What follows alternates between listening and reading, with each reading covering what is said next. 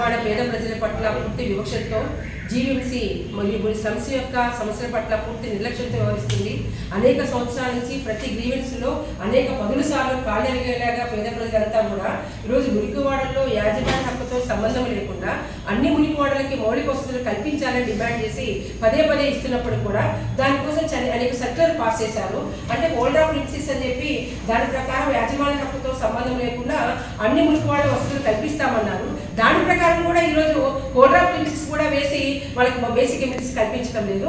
ఇదే కాదు, ఇది స్మార్ట్ సిటీ అని చెప్పేసి ప్రకటించింది ప్రభుత్వం. అంటే ఒక స్మార్ట్ సిటీలో పేద ప్రజలు దాదాపు 12 లక్షల పైగా నివసిస్తున్న పేద ప్రజల కాలనీలో ఉన్న ప్రజలు తమ దైనందిక అవసరాలు గౌరవప్రదంగా తీర్చుకోవడానికి అవకాశం లేని విధంగా ఈ రోజు మురికివాడలు ఉన్నాయి. అంటే ఈ మురికివాడలన్నింటినీ కూడా ఇదివరకే నోటిఫైడ్ చేస్తాను, అంటే నాన్ నోటిఫైడ్ గా ఉన్న వీటన్నిటిని కూడా ఐడెంటిఫైడ్ చేసిన స్లమ్స్ అన్నింటిని కూడా నాన్ నోటిఫైడ్ లో ఉంచేసి వీటన్నిటిని కూడా నోటిఫైడ్ చేస్తామని చెప్పి స్మార్ట్ సిటీ వాళ్ళ దగ్గర నిధులు తీసుకొచ్చారు. ప్రపంచ బ్యాంక్ దగ్గర నుంచి ఈరోజు అదేవిధంగా కేంద్ర ప్రభుత్వం నుంచి రాష్ట్ర ప్రభుత్వాలు తీసుకొచ్చిన నిధులన్నీ కూడా మరి ఈరోజు మురికివాడికి ఎక్కడ ఖర్చు పెట్టలేదు. మురికివాడికి ఎక్కడ మురికివాడిని నోటిఫై చేయలేదు.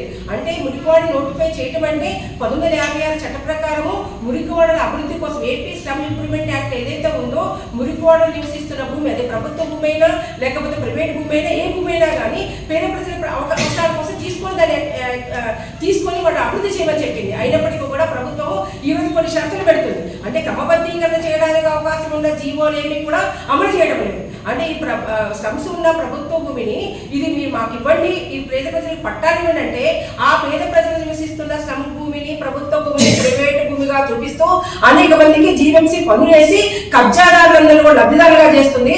ప్రభుత్వ భూములో ఇల్లు పొందడానికి అర్హత ఉన్న పేద ప్రజలందరినీ కూడా ఈరోజు కబ్జాదారులుగా మాట్లాడుతుంది. ఎంత అన్యాయం వ్యవహరిస్తుందంటే పూర్తి లంచాలకు నిండిపోయిన జీవీఎంసీ పేద ప్రజల హక్కులని కాలరాస్తుంది.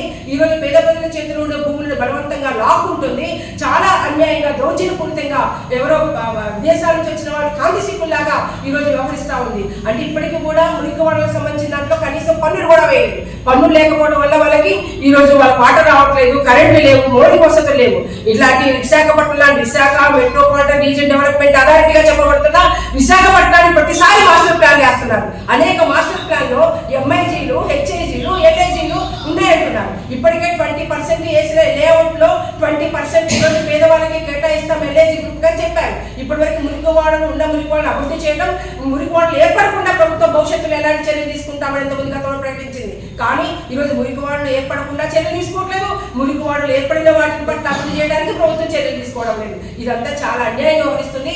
మురికివాడలు వాళ్ళకి కేటాయించబడ్డ నిధులు, మురికివాడలకు కేటాయించబడ్డ సంబంధించిన జీవోలు, పథకాలు, చట్టాలు ఇవన్నీ అమలు చేయడంలో చాలా అన్యాయంగా వ్యవహరిస్తున్న జీవీఎంసీ అధికారులు వెంటనే స్పందించాలని, వాళ్ళు పనిచేసేట్లు చేయాలని, అవినీతి మురికిలో కూరుకుపోయినా, అవినీతి ఊపిలో కూరుకుపోయినా జీవీఎంసీని ప్రక్షాళన చేసే విధంగా ఈరోజు ప్రతినిధి గారి ప్రభుత్వంగా ఆలోచించాలని చెప్పేసి వెంటనే పేద ప్రజల హక్కులను కాపాడాలని, మురికివాడ పేద ప్రజల హక్కులను కాపాడాలని ప్రభుత్వ నిర్లక్ష్యానికి వ్యతిరేకంగా జనవరి 9న ఏనాడైతే ప్రజలు తొలగింపు తరలింపుకి వ్యతిరేకంగా పోరాడి తమ యొక్క హక్కు నిలబెట్టుకున్నారు, నివాస హక్కు నిలబెట్టుకున్నారు, పోరాట దినం జనవరి 9 విశాఖ నివాస హక్కుల పోరాట దినం ఏదైతే ఉందో ఆ పోరాట దినం సందర్భంగా పెద్ద ఎత్తున ప్రజలందరూ కూడా ఈ సమస్యలు ఎదుర్కొంటున్న ప్రజలు, సమస్యల ప్రాథమిక హక్కులకు నోచుకున్న ప్రజలు, ప్రాథమిక సౌకర్యాలకు నోచుకున్న ప్రజలు, గౌరవప్రదంగా జీవించడానికి అవకాశం లేని ప్రజలు వీళ్ళందరూ కూడా ఆత్మగౌరవంతో తమందరూ కూడా ఈ పోరాట బాటలు నడవాలని చెప్పేసి దళితులుగా, బహుజనులుగా ఉన్న మనందరూ కూడా మన వాటాలను మరి దక్కించుకోవడం కోసం ప్రజలందరూ కూడా జీవీఎంసీ సంబంధించి నిరీక్ష ప్రశ్నించాలని చెప్పి